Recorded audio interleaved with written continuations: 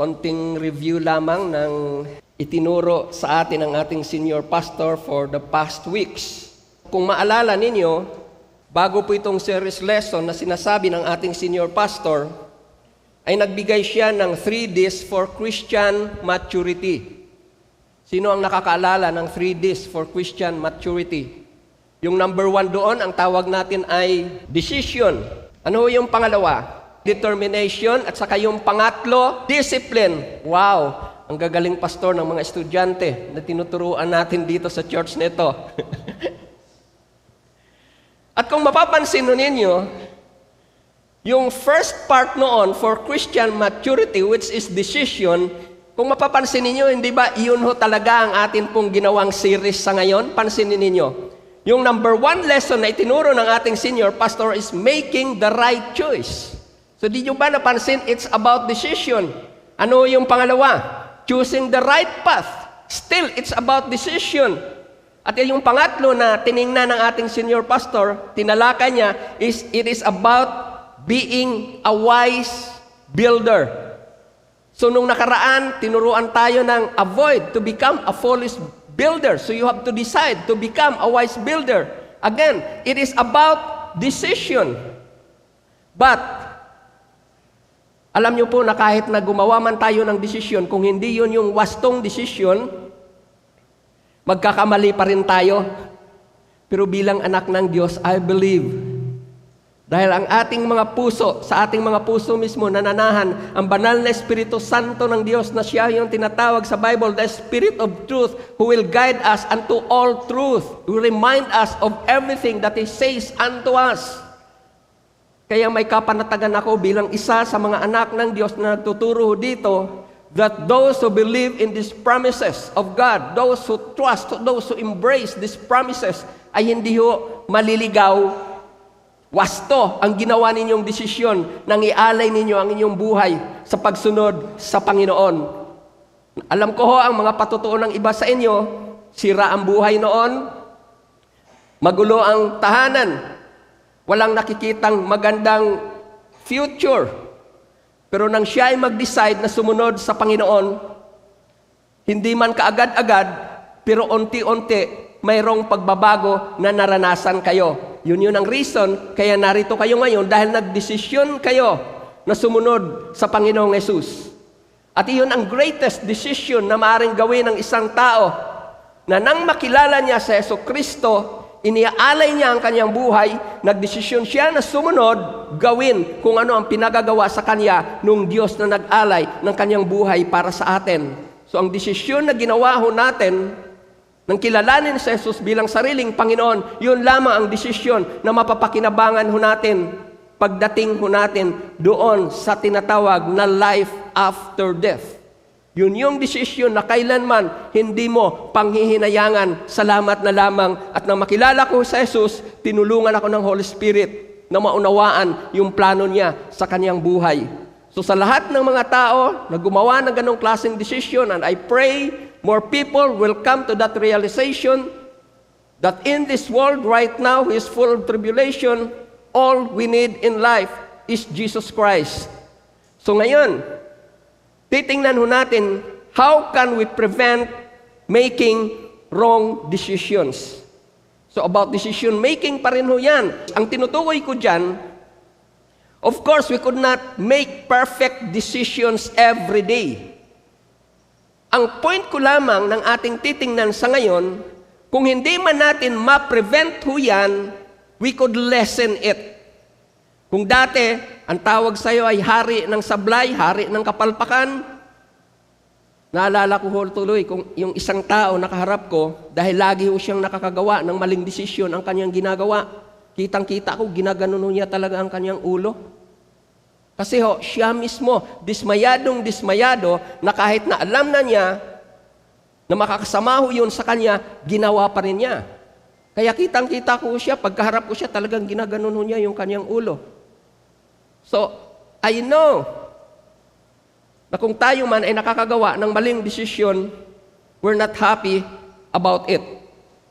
So, araw-araw, lahat tayong narito, regardless of our status, o anuman ang ating katayuan o kalagayan sa buhay, ay gumagawa lagi ng mga desisyon. At ang ilan sa mga iyon ay labis na nakaapekto sa atin. May mga desisyon din tayong ginawa na kahit napalpak pero hindi tayo gaanong naapektuhan.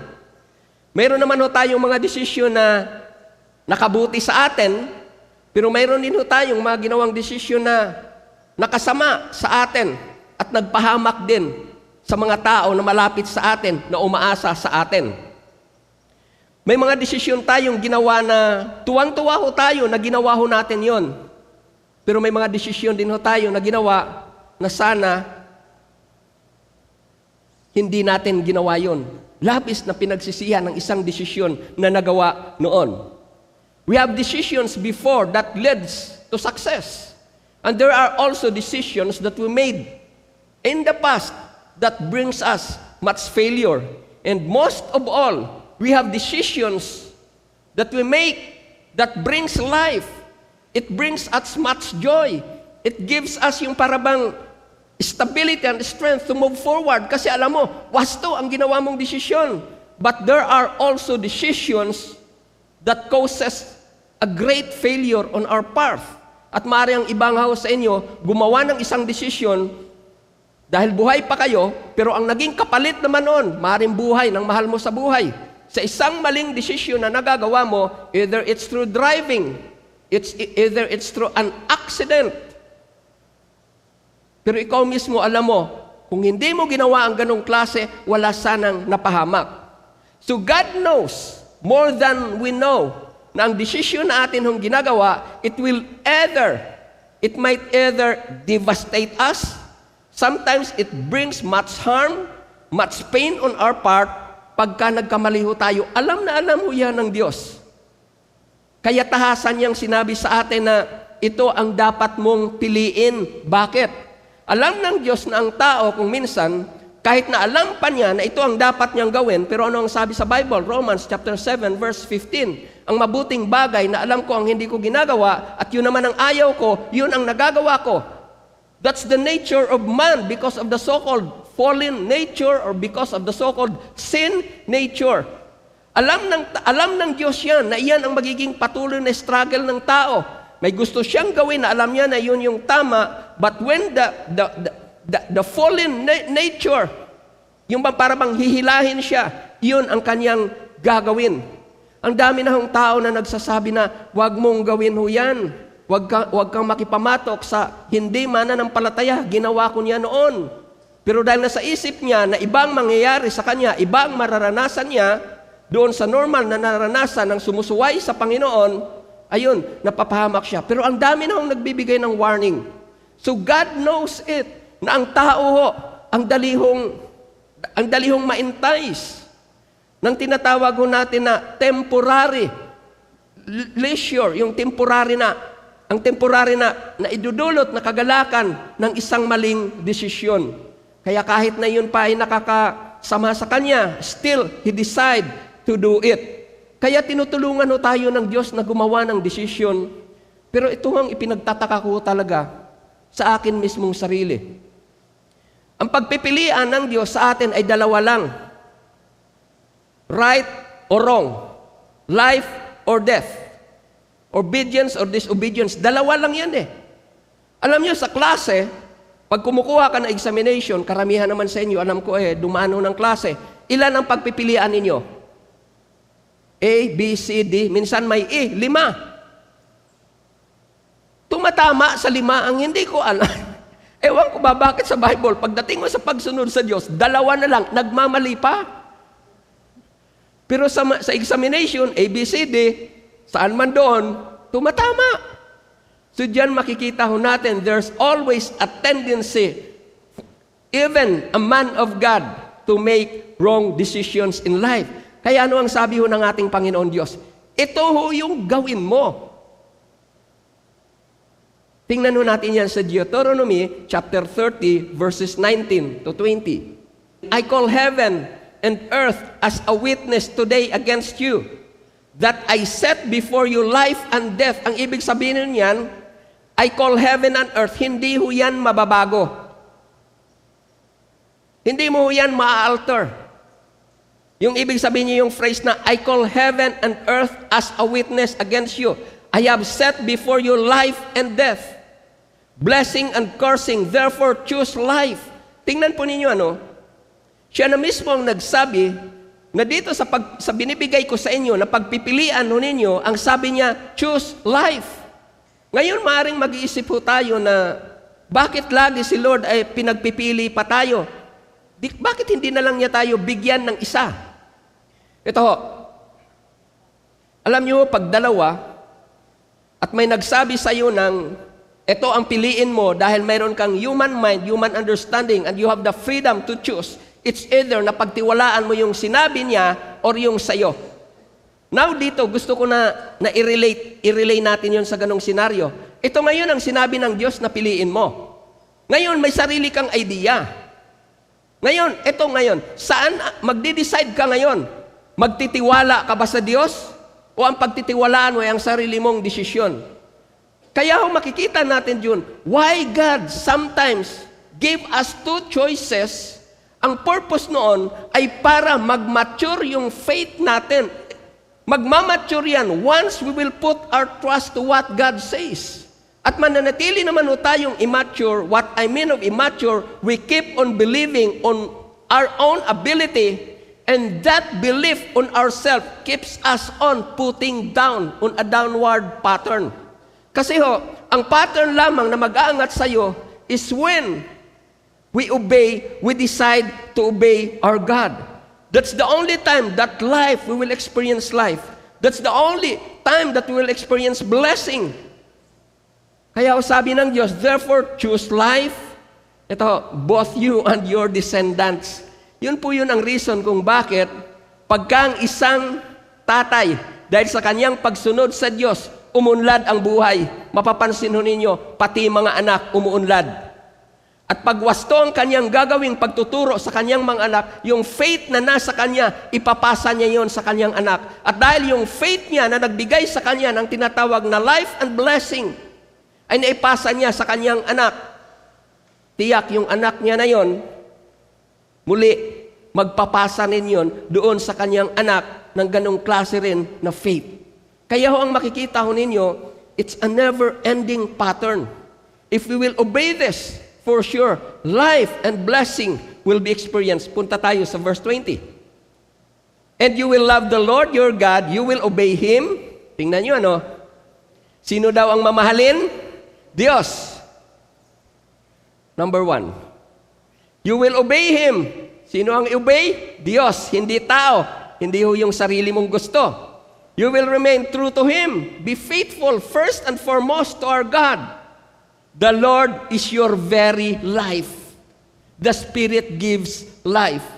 So ang ibig sabihin nito, kung gusto mo talaga na hanapin ang buhay, hanapin mo yan sa Diyos. The Lord is your very life. He will give you many years in the land. He took an oath. He promised to give that land to your fathers. He promised it to Abraham, to Isaac, and to Jacob. So yung dalawang verses na yan ay nagsasabi sa atin kung ano ang dapat nating piliin. Kung may gusto kang mahalin na hindi ka bibiguin, Diyos ang mahalin mo. Kung may nararapat ka na sundin na hindi ka ipapahamak nung sinunod mo, Diyos ang sundin mo. Kung mayroon ka mang i-prioritize na alam mo, hindi ka iiwan, ipabayaan man nung binigyan mo ng priority sa buhay mo, Diyos, sa Diyos mo yan lagi. Doon lagi yan nakatuon. Kung titingnan nga natin ang about obedience, it will always point us to God. Obedience will never point us to obey someone, even your own idea. Tuloy po tayo. So, dahil alam ng Diyos, ang devastation, yung pain, yung harm na idudulot sa atin pagka nagkamali tayo, kaya na ang una niyang ginagawa, tahasan niya mismong sinasabi kung ano ang dapat nating piliin. Yun ang number 1 na ginagawa ng Diyos para matulungan tayo. At ano pa ang ginagawa ng Diyos para matulungan tayo na ma-prevent yung tinatawag na mga wrong decisions? Tingnan ho natin ito sa Deuteronomy chapter 11 verses 26 to 28. Pag binasa ho natin, ito ho ang makikita ho natin dyan para ma-idea na ho kaagad kayo. Para matulungan ho tayo ng Diyos na gawin kung ano yung wasto, nagbibigay na siya kaagad ng warning. Hindi ho yan kagaya ng mga gumagawa dyan sa kalsada natin, yung ibang mga gumagawa dyan, hindi naglalagay ng sign. Malalaman mo na lamang na may butas yun pagka bumagsak ka na. So walang warning, kaya ka bumagsak. Pero ang Diyos, nagbibigay siya ng tinatawag na advance warning. At pag may sinabi na warning, pag nakita mo ho yan, take heed. Consider it. It might be a matter of life and death. So, listen to me. I'm setting blessing and curse in front of you today. I'm giving you the commands of the Lord your God to obey. You will be blessed if you obey them. So, blessing. Of course, ang word na gagamitin ko kasi blessing, mabibless ka pagka sumunod ka. Kaso lang, mayroon ng mga sitwasyon na bakit ang iba ang tagal? At dahil doon sa pag-antay na ginagawa ho natin, parang kung minsan naisip natin, hindi naman ho yata totoo ito. Pero gusto ko lang natin nung maintindihan that when God says, you will be blessed if you obey them, that it is always according to God's timing. God's timing lagi ang batayan ho dyan. So it does not mean to say na pagka may sinabi si Lord, at yun ang ginawa mo, pero wala pa rin nangyayari sa buhay mo, yung inaasahan mo ay walang nangyayari, it does not mean to say that God will not do what He says. God's timing ay mahalaga ho patungkol dito. Verse 28. And the course, tingnan nyo ano, my warning and the course if you do not obey the commandments of the Lord your God, but turn aside from the way which I command you today. Okay, meron pa tayong isang verse na titingnan. Kasi binanggit ko sa inyo, ang isa pa sa mga ginagawa ng Panginoon para tayo ay matulungan na gawin yung wasto para maiwasan yung tinatawag na wrong decisions. Yung pangalawa, kaagad na nagbibigay siya ng tinatawag na warning.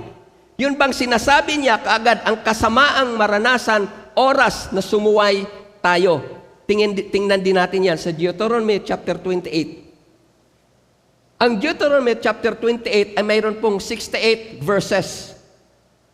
Deuteronomy 28. And Deuteronomy 28 is about blessing and cursing.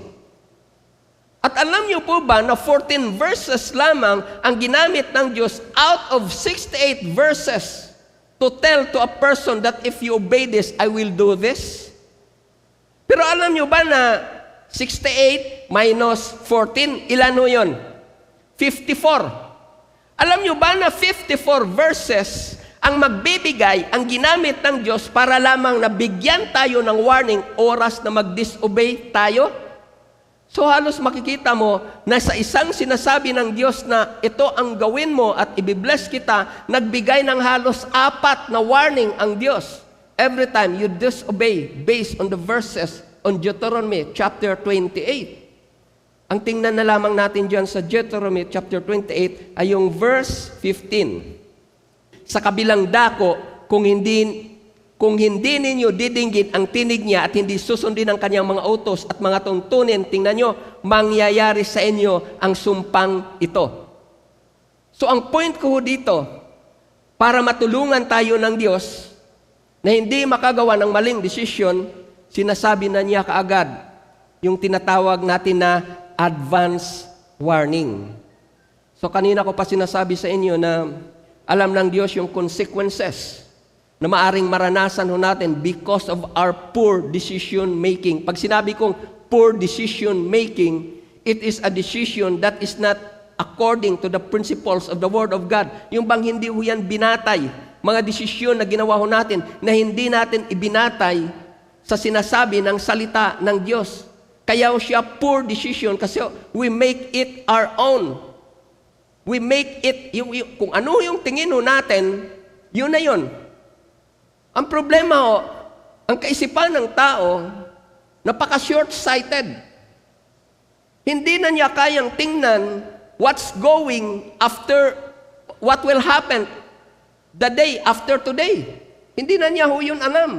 In reality nga lang pag umalis ho tayo dito, hindi nga ho natin alam kung anong mangyayari. In reality nga, kahit na nandito na ho tayo, hindi ho natin alam kung anong mangyayari. So in reality, man is so short-sighted of what might happen. Yun yung reason, kaya pagka ang sarili nating kaalaman at karunungan, ang ating pagtitiwalaan, it's so short-sighted. At pagka so short-sighted, ang kita mo lang ay ito. Maliit lang. But God is both short and far-sighted. Kaya niya yung malapitan, tingnan, at kaya rin niyang tingnan at alam niya kung anong mangyayari sa future. Kaya para maging wise ang mga desisyon na gagawin ho natin, we need the guidance of God. Kanina, mayroon akong binanggit sa inyo na sa mga desisyon na ginawa natin sa ating buhay, some of them resulted sa great loss. Maaari hong nalugi ang negosyo ninyo. Maaring yun yung dahilan, kaya hindi kayo nakatapos ng pag-aaral. Kaya naman kayong pag-aralin ng inyong magulang. Yun yung reason, ang maling desisyon na ginawa ninyo, ang dahilan kung bakit nag-suffer yung tinatawag natin na family relationship nyo as husband and wife. Maling ang maling desisyon ninyo na yan, ang dahilan kung bakit na-bankrupt kayo o naubos ho yung naipundar ninyo. So ang point ko dito, alam ng Diyos kung ano ang maari pong maranasan ng mga tao na gumagawa ng maling desisyon. It may result to a great loss or to a great destruction. Great loss and a great destruction. Ano ang pumapasok sa atin ng kaisipan? Matthew chapter 7. Verse 26 to 27. Balikan ko lang ho ito. Matthew chapter 7, verse 26 to 27. But everyone who hears this saying of mine and does not do them will be like to a foolish man who built his house on the sand. And the rain descended, the floods came, and the winds blew and beat on that house, and it fell, and great was its fall. Tingnan nyo. Alam nyo ba kung kailan bumabagsak yung buhay mo? Alam nyo ba kung kailan nasisira ho yan, bumabagsak, gumuguho yung mga plano mo, yung mga pangarap mo, kung kailan ho yan lubusang nawawasak? Simple lang ho, pag nakagawa ka ng maling desisyon. At kaya ka naman nakagawa ng maling desisyon kasi you did not build your decisions based on the foundation of the Word of God, based on the principles of the Word of God. Kaya bumagsak, kaya nawasak. Kasi anything that is not founded based on the principles of the Word of God, it always become a shaky foundation. Hindi ho yan magiging matatag. Kasi ang katatagan lamang, maaari mo lamang mapanghawakan ay kung ang ginawa mo ay base sa prinsipyo ng salita ng Diyos. Ang isa sa example ho dito, give and you shall receive. Pag yan ay ginawa mo, regardless of what the situation is, pwede mong panghawakan yun. Lord, sabi mo, I will obey you in this area of giving, if I will put you first in my finances, hindi mo ako pagkukulangin. Kahit na may pandemic, mayroon kaming kakainin. Ano man ang mangyari sa trabaho ko, alam ko na bibigyan mo ako.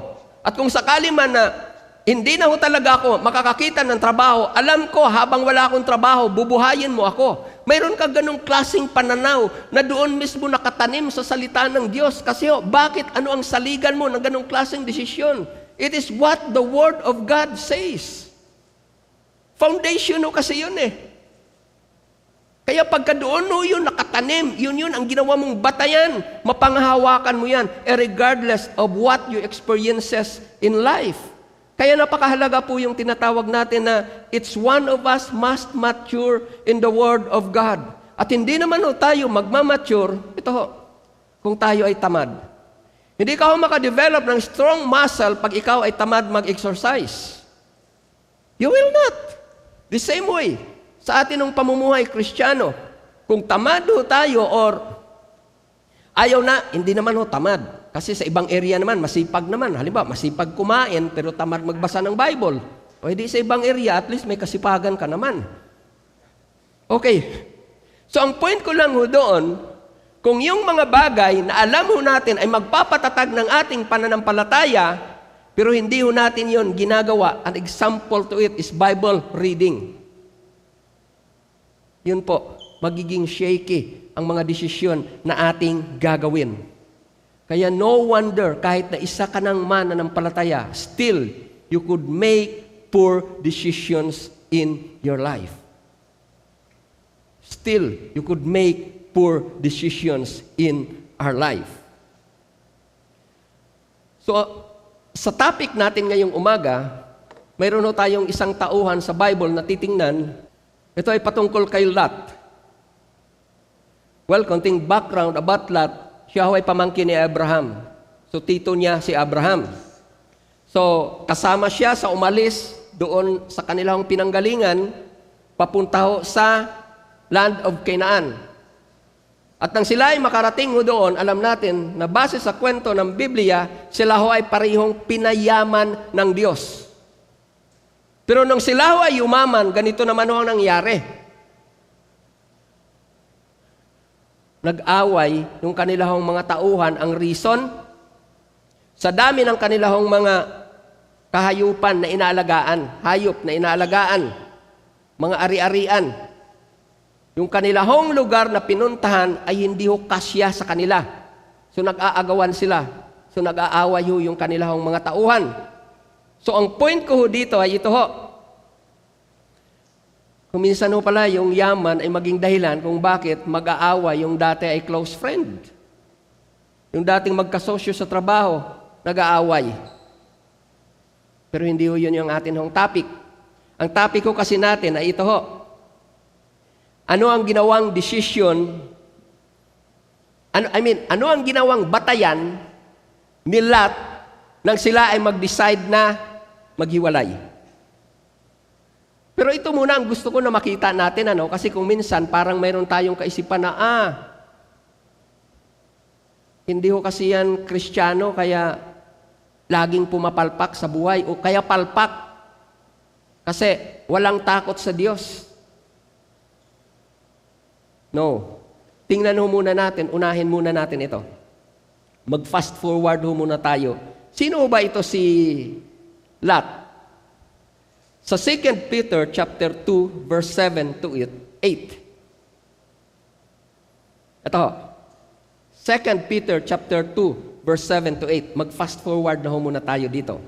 And delivered righteous Lot. Tingnan ho ninyo Ang description ng Bible kay Lot, he is a righteous man in an unrighteous world of Sodom and Gomorrah. Righteous siya. Okay. Pero nakagawa ng maling desisyon. Ano ang kanyang ginawang batayan sa paggawa ng desisyon? Balik ko tayo sa Genesis chapter 13. Start tayo sa verse 8. Kinausap ni Abraham si Lot, hindi dapat mag-away ang mga tauhan natin sapagkat magkamag-anak tayo, which is right. Ang mabuti, maghiwalay tayo, piliin mo ang dakong gusto mo at doon naman ako sa kabila. Tingnan nyo dito si Abraham kung ano ang kanyang pinairal. Faith in God. Alam niya na may pangako ang Diyos sa kanya. So kung hindi niya pangungunahan yung Diyos, alam niya whatever the outcome of this still favors him. Tuloy na ho tayo sa verse 10. Iginala ni Lot, si Lot kasi ang pinag-una niya Pero in reality, dahil siya ho yung uncle, siya ho yung matanda, pwede siyang magdesisyon kaagad.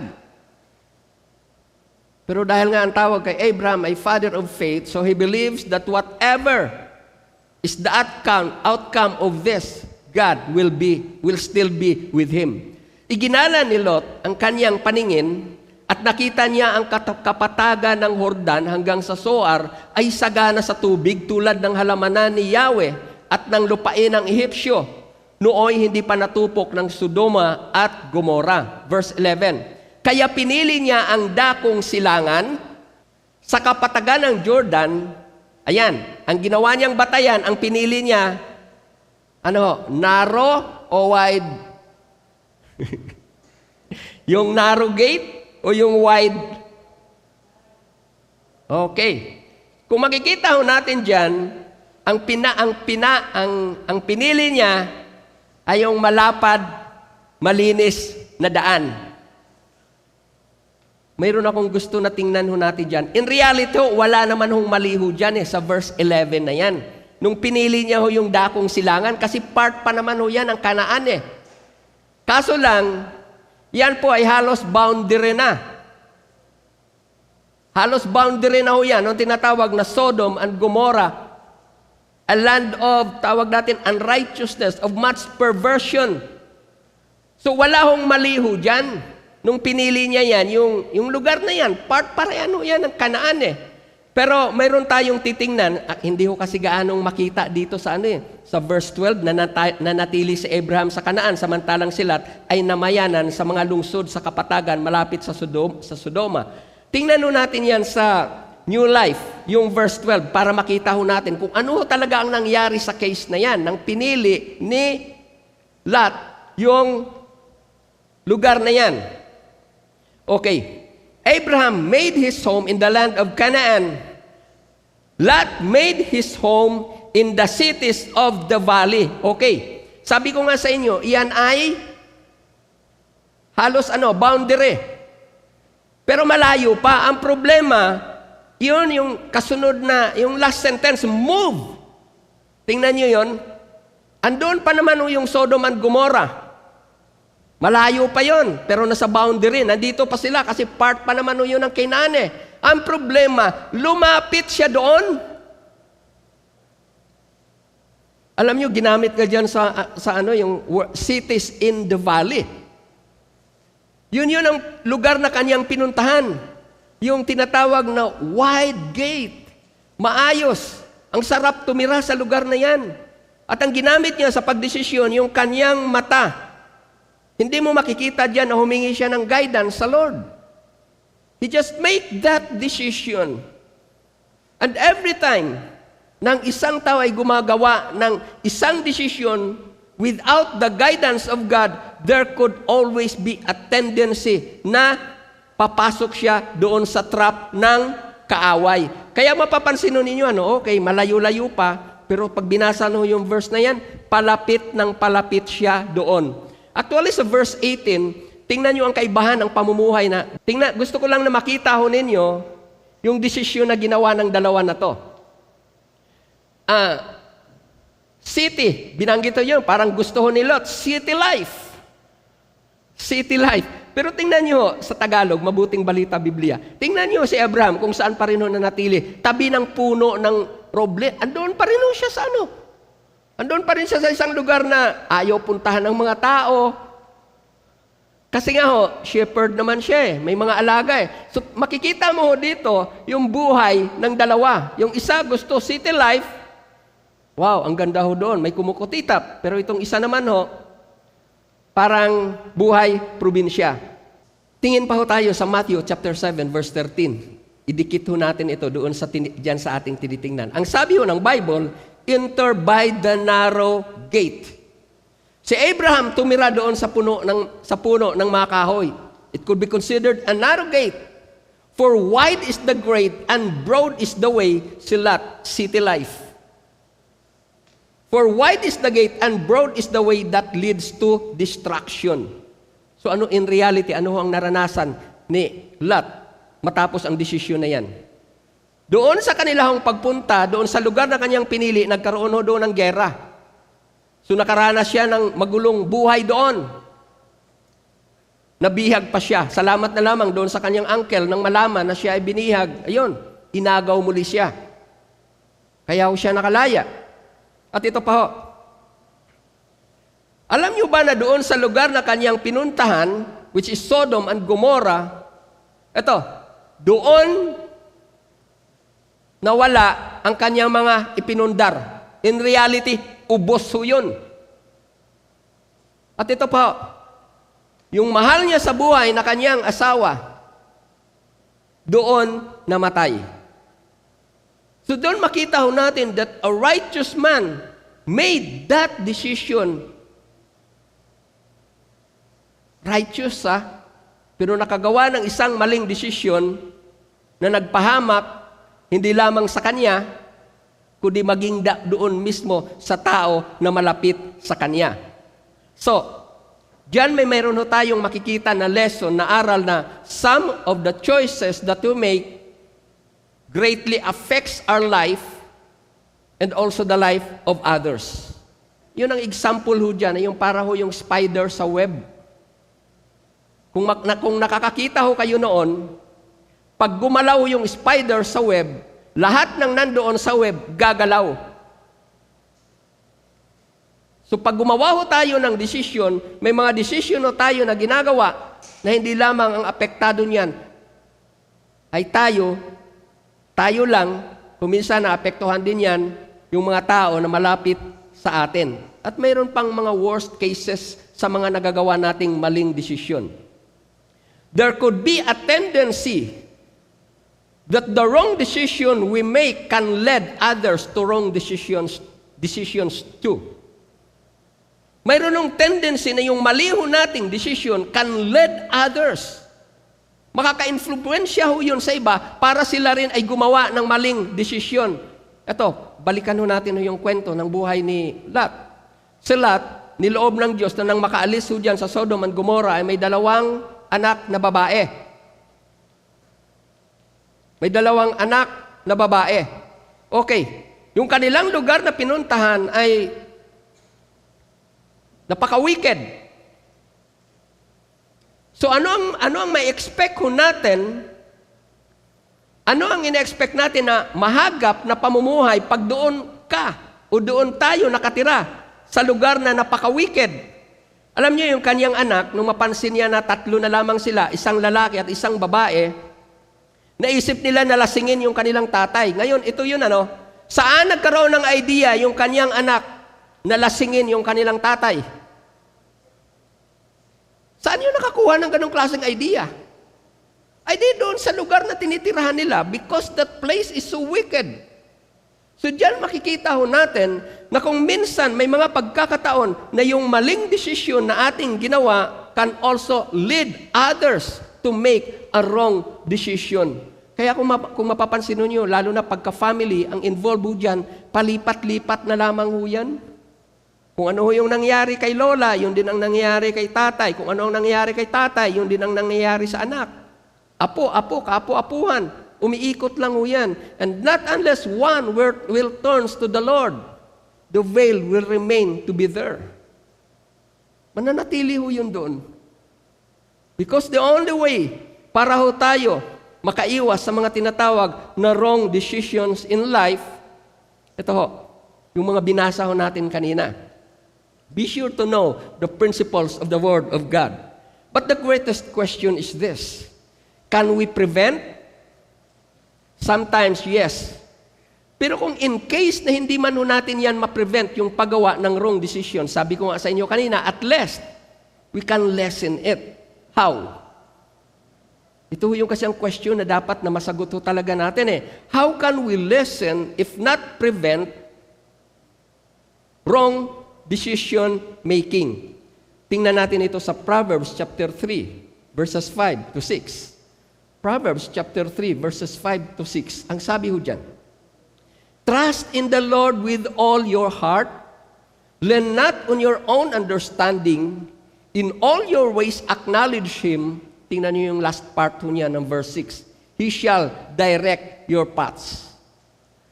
Pero bago ka ma-direct ng Diyos sa wastong landasin ng buhay, may mga sinabi ho siya dyan sa verse 5. So yan ang atin ngayong titingnan para ma-prevent natin ang paggawa ng mga maling desisyon. Ano yung una? Sabi diyan, trust in the Lord with all your heart.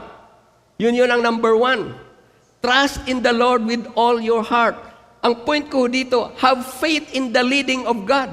Si Lot ho, gumawa siya ng isang desisyon without the leading of God. Kaya ano ang nangyari ho sa kanya? Napahamak ho siya. Pero nung time na ho, na kailangan na ho, nung yung parabang sa last part ng kanyang buhay na alam niya, it's already between life and death, alam niyo kung ano ang kanyang ginawa? Hindi na siya nanatili doon. Sumunod na siya doon sa 2 anghel to live, to run away from Sodom. So, Yung pinili niya, nakita niya, iyon ay lugar ng kapahamakan. So nagtiwala siya na yung dalawang ipinadala ng Diyos, iyon ang magliligtas sa kanya. So sumunod siya doon. So number 1, to prevent wrong decisions, trust God with all your heart. Alam ko na sa iba sa atin, this is not easy.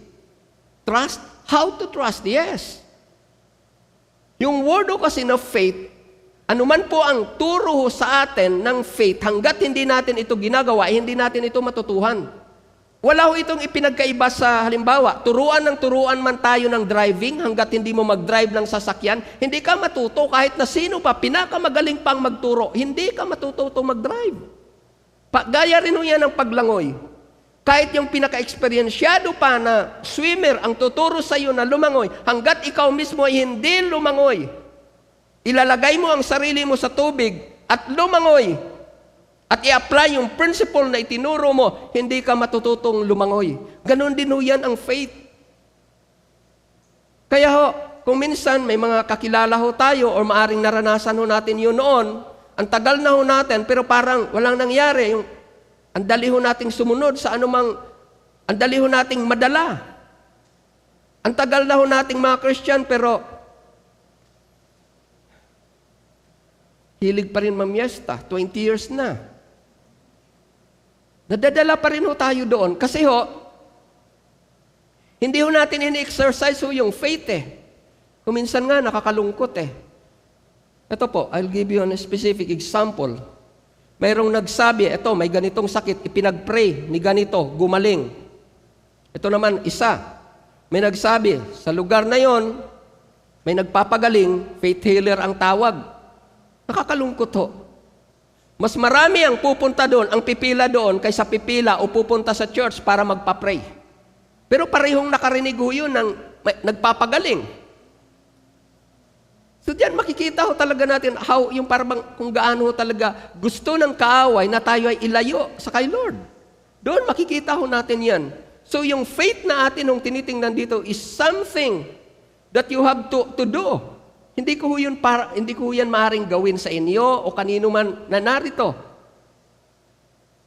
Personal ninyo na gagawin yan at hingin sa Diyos na tulungan kayo na magkaroon o madagdagan ang pananampalataya. So yung number 1, trust God with all your heart. Ano yung pangalawa? Yung second part ng verse 5, lean not in your own understanding. Ito na ngayon. Obey God even when you don't fully understand His ways or what He's saying. Obey God even when you don't fully understand. Gusto ko na ating tingnan ho ito doon sa asawa ni Lot. Alam niyo kung sumunod lamang siya, hindi niya naranasan yon. Hindi sana siya naging asin. Ang reason kung bakit naging asin siya, naging estatuang asin, nagsimula na sana siyang umalis ito pa ho, may gusto ako na makita. Don't obey God half-heartedly. Ito, kung mapapansin niyo, nakasimula na ito na lumakad, paalis, palayo. Pero hindi ho siya dumiretso, hindi siya tumuloy. Kaya may danger ho yun, kung half-hearted ang gagawin ho nating pagsunod, yung parabang, sa area na to, susunod ako kay Lord, pero sa area na to, hindi. Itong bahagi na to ng buhay ko, para kay Lord ito, pero ito naman ay hindi. No. Hindi oobra ang ganong klaseng pananaw natin sa buhay. Once we say that Jesus is our Lord and He is our God, 100%, God is expecting us to obey, to give Him the best, the fullest of the best that we could have or that we have. So, obey God even when you don't fully understand. Hindi mo lubusang maintindihan na pagka magpa-pray ka o mag-pray ka ay nagpapagaling. But because you know there are people na nagpapatotoo nun, believe them. Believe them. So, how to prevent wrong decisions? Obey God even when you don't fully understand. Ito yung pangatlo. Sa verse 6, In all your ways, acknowledge Him. Ano ang ibig sabihin ho niyan? In all your ways. Ibig sabihin ho niyan, in reality, ang involved ho dyan ay yun ho yung mind mo. Kasi lahat ng gagawa mo, lahat ng gagawin mo, it start from the mind. Ano ang ibig sabihin ho niyan? Commit your thought life to God. I-acknowledge mo ang Diyos doon sa mga pinaplano mo, sa mga binabalak mo. Yun po yun ang naging failure na ginawa ni Lot.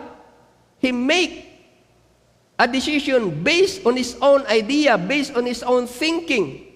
Hindi siya gumawa ng yung parabang ang mind niya, ano ba ang gusto ng Diyos na gagawin ko? Saan ba gusto ng Diyos na ako ay pupunta?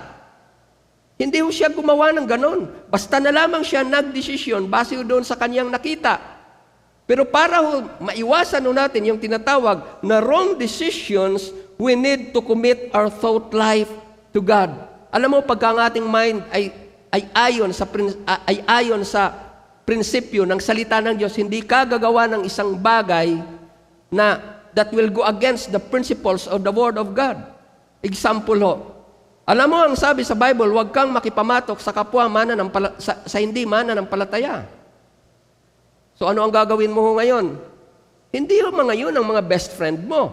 Hindi ho yun ang nararapat na lagi mong kasama. Hindi ko naman sinasabi na huwag mo silang kasamahin. Pero hindi ho sila ang dapat na lagi mong kasama. Hindi sila ang dapat na yung parang mas nag-enjoy ka pa sa kanila kaysa ho ma-enjoy mo ang company ng mga mananampalataya. Hindi ho dapat ho yun ganon. Kasi alam mo na yung mind mo ay guided by the principles of the Word of God because you're committing your mind to the principles of the Bible. Kaya pagka yung atinong mind ay saturated by the Word of God, isang bagay ang tiyak ko, may iwasan ho natin ang makagawa ng mga maling decisions. Ano ang sabi ng Bible? Your word I have hidden in my heart that I may not sin against thee. Pag ang salita ng Diyos ay nasa atin ng mga puso ho, tiyak, ilalayo ka ho niyan sa paggawa ng isang maling desisyon. Pero huwag nating kalimutan bakit ho ang tao nakakagawa ng maling desisyon? Pag sinamarize ho natin ang lahat ng mga yan, the absence of Jesus in that man. Bakit ho? Without Jesus in that man could never be indwelt by the Holy Spirit. At iba ang sabi sa Bible, the Holy Spirit is the Spirit of truth. So kung yung Holy Spirit ay wala sa isang tao, ano ang kanyang gagawin ho? Mga bagay na hindi totoo.